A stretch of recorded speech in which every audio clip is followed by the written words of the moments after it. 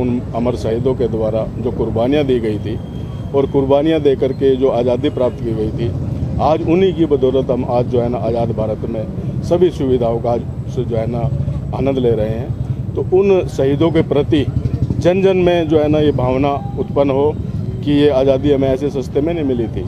इस आज़ादी को प्राप्त करने के लिए हमें बहुत बड़ी कीमत चुकानी पड़ी थी। न जाने कितनी माताओं ने अपने जो है ना पुत्र इस आज़ादी के लिए न्यौछावर कर दिए। कितनी बहनों की जो है ना मांगें सुननी हो गई, कितने बच्चों से उनके सर से बाप का साया उठ गया। तो इस आज़ादी को प्राप्त करने के लिए हमें बहुत बड़ी कीमत चुकानी पड़ी थी।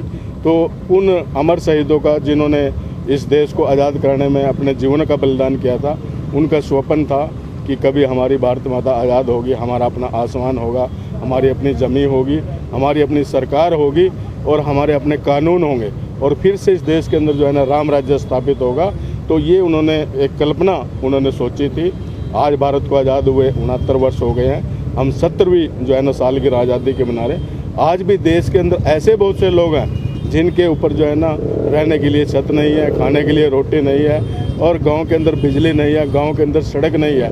आदरणीय प्रधानमंत्री नरेंद्र मोदी जी ने एक संकल्प लिया है कि इस प्लान के अंदर 2019 तक हम सभी गाँवों में सड़कें और बिजली, और कोशिश करेंगे कि हर सर के ऊपर छत हो। तो ये इस प्रकार का जो उन्होंने निर्णय लिया है कि हम अपने देश के अंदर जो हमारे शहीदों ने इस देश की कल्पना की थी, अखंड भारत की कल्पना की थी, तो उसी प्रकार की सुविधाएं हम अपने देश के अंदर उपलब्ध कराएं।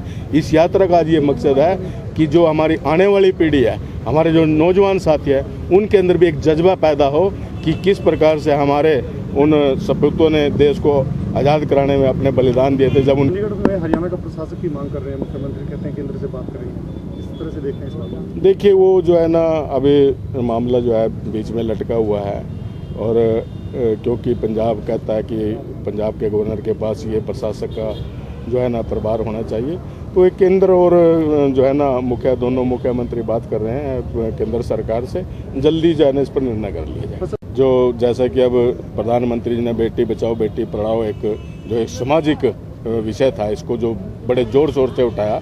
आज हमारी 2 बेटियों ने, पीवी संधू और वो साक्षी मलिक ने, जिस प्रकार से देश का जो गौरव बढ़ाया है, तो आज बेटियां किसी काम में कम नहीं है। उन 2 बेटियों ने पूरे वर्ल्ड के अंदर भारत का नाम रोशन करने का जो काम किया, मैं उन दोनों बेटियों को बहुत बहुत बधाई देता हूं। उनके माता पिता को बहुत बहुत बधाई देता हूं और सभी को बहुत बहुत बधाई देता हूं कि उन बेटियों ने जिस प्रकार से अपने देश का गौरव बढ़ाने का काम किया। हमें उनसे प्रेरणा लेनी चाहिए और ये जो बेटी बचाओ बेटी पढ़ाओ जो कार्यक्रम है, सब ने मिल करके इस कार्यक्रम में जो है ना सब में हिस्सा लेना चाहिए। मैं अपनी तरफ से उन दोनों बेटियों को बहुत बहुत, ये फसल बीमा योजना ये किसानों के लिए एक लाइफ लाइन है। किसान जिस प्रकार से प्राकृतिक की मार से किसान जो है बहुत लंबे अरसे से जो है ना जूझ रहा है। कभी ओलावृष्टि, कभी ज़्यादा बारिश हो गई, कभी बरसात न होने की वजह से फसल पैदा नहीं होती और कभी ओलावृष्टि की वजह से फसल बर्बाद होती है, कभी आग लगने से किसान की फसल बर्बाद हो जाती है। तो ऐसी स्थिति से बचने के लिए फसल बीमा योजना प्रधानमंत्री जी ने लागू की है। तो ये जो लोग विरोध कर रहे हैं, ये किसानों की ऐसी नहीं है, ये किसानों के सबसे बड़े दुश्मन है। ठीक है, इसमें कोई कमियां रहेंगी वो सुझाव दे सकते हैं, हम उन सुझावों पर विचार करेंगे। अगर कहीं किसान के लिए अगर इन सुझावों में कुछ थोड़ा बहुत फेरबदल करने का उसका पड़ी तो हम करेंगे, लेकिन किसानों के हित में जो स्कीम चल रही है उसका सब ने मिलजुल करके जो है ना उसको सहयोग करना चाहिए।